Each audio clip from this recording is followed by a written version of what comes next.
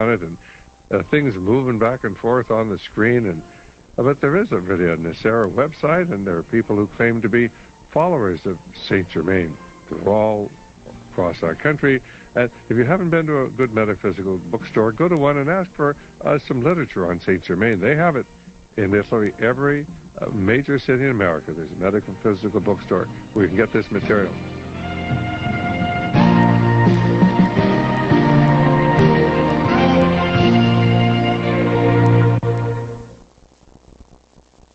You're listening to the Republic Broadcasting Network, because you can handle the truth.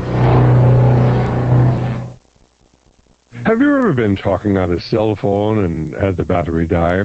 Would you like to be able to complete your call? Well, you can with a Sidewinder cell phone battery charger. They're inexpensive, sturdy, lightweight, and provide 6 minutes of calling time if you simply crank for 2 minutes. If you continue cranking, you can talk indefinitely. They have a LED light that works for 5 minutes if you crank for 30 seconds. The Sidewinder unit is small, compact, weighs 2.5 ounces, and comes with a carrying case, a cable, and adapters that fit most popular cell phones like Nokia, Audiovox, Kyocera, Motorola, Sony Ericsson, and Samsung.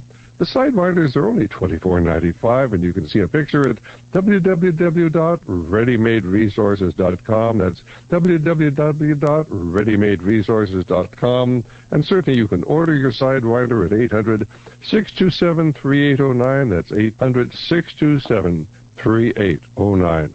You want to plant a garden that just keeps on giving year after year? Then visit the ARC Institute and find out about their all-natural vegetable seeds. Now, these aren't hybrids. They're not genetically engineered. They're the real thing. And you'll grow the best produce you've ever grown. Not only that, you can save seeds from this year's garden and plant them next year. Now, here's the deal. The ARC Institute is offering Republic listeners free shipping on their complete collection of 40 non-hybrid heirloom seeds, plus their best-selling gardening how-to manual, Build Your Ark. A complete family food security package is just $99, and remember, shipping is free. Oh, you'll have enough for canning and freezing and fresh eating and some seeds for next year. Now that is food security. Call the ARC Institute, 1-800-255-1912. That's 1-800-255-1912. Or visit arcinstitute.com. Do it today. Why is the American educational system failing? Why are most college interns required to take a remedial English class? If you read John Stormer's book, None Dare Call It Education, which we carry, you'll discover there's an intentional effort to dumb down the American people. If you love your children, don't send them to government schools. The Robinson Home School curriculum provides quality education from the 1st through the 12th grade. The program is available on 22 CDs which contain the lesson plans, textbooks, and the tests needed to educate your children. The only textbooks that you have to purchase are a set of Saxon math books. You can read about the Robinson Home School curriculum at www.radioliberty.com. That's www.radioliberty.com. You can purchase this program for $199.95 plus shipping by calling 800-544-8927. That's 800-544-8927. Your child deserves a good education.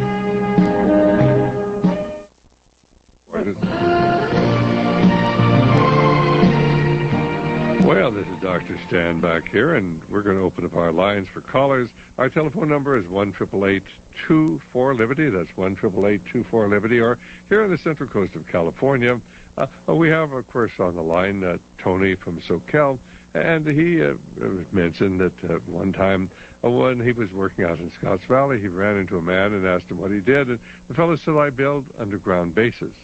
And Tony said, "Oh, that's interesting. What can you tell me about him?" And the man looked at him with cold as eyes and said, "If I told you, I'd have to kill you." Tony didn't want to really know that much about him. Not at the time. Not at that time. And he said that, but the man really sort of scared him. But then Tony asked the question, and I think it's a very legitimate one, what about the child abductions we're seeing in America? What about, of course, the Masonic emblems or Masonic art at the Denver airport? And for those who've never been to the Denver airport, it's an experience. It truly is, because if you've ever seen things that art that looked like it came right from the pit of hell, why it's in the Denver airport. Do you have any thoughts on that, Sherry? Well, the Denver airport is a stronghold of the New World Order. There's a huge city that has been built underneath it, and it will be used as a processing center and an annihilation center during martial law. I know, I've heard that, but is there any actual documentation on that? I have read things from people who have had experiences working in the lower levels. I do have information on the Denver airport at my website, thewatcherfiles.com. The Walker Files? The Watcher Files. Watcher Files, okay. Thewatcherfiles.com. All right, I've heard these stories for many years, but of course I've been rather loath to talk about it without the documentation. I'll be very interested in seeing your information. And then what about the child abductions? You know, we hear of occasional child abductions. There are a lot of children who disappear in America. A lot of adults disappear, and there's never any record of them. If I have an article on my website called The Prisoners of Dulce Base, and what I do is talk about some of the abductions and the imprisonments going on because of the treaties our government has signed with the aliens. In exchange for technology, our government allows these aliens to abduct our children and humans for experiments and food. And of course, this is those people have not read Chuck Missler's book, Alien Abductions, which we do carry. You know, Chuck Missler is a pretty solid guy. Man, I'm very, very proud to be able to call a friend. Of course, he's been in the military, been top security clearance, working in the defense industry for 20 years or more. But of course, now he does a full-time ministry. And his book on the alien abductions, these are not imaginary. They are real. These people all tell the same story. There's one psychiatrist at Harvard University who studied literally hundreds and hundreds and hundreds. I think there have been about 5,000 recorded alien abductions that they have firm records on, and probably tens of thousands of alien abductions.